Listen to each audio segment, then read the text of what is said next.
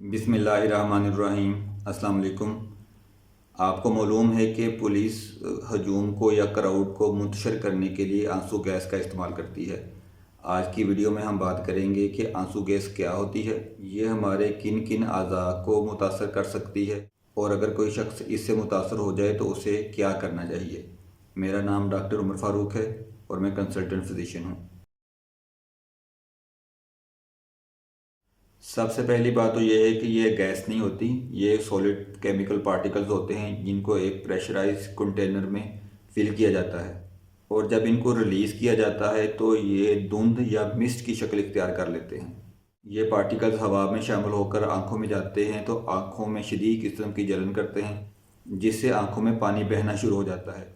इस वजह से इसको आंसू गैस या टीयर गैस कहते हैं। ये गैस सिर्फ हमारी आँखों को मुतासर नहीं करती बल्कि ये हमारी स्किन और रेस्पायरेटरी सिस्टम यानी निज़ाम तनफ़ुस को भी मुतासर करती है।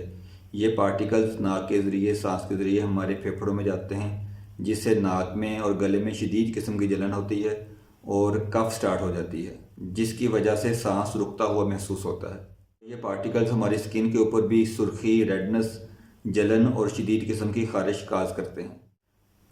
जब भी कोई शख्स इसकी ज़द में आता है तो उसे चाहिए कि फौरी तौर पर अफेक्टेड एरिया से निकल जाए और किसी खुली हवादार जगह में जाकर लंबे लंबे सांस ले, ठंडा पानी पिए, आँखों को 10-15-20 मिनट बार बार ठंडे पानी से वाश करे और अगर उस वक्त पॉसिबल हो तो फौरी तौर पर शावर ले और अपने कपड़े चेंज कर ले।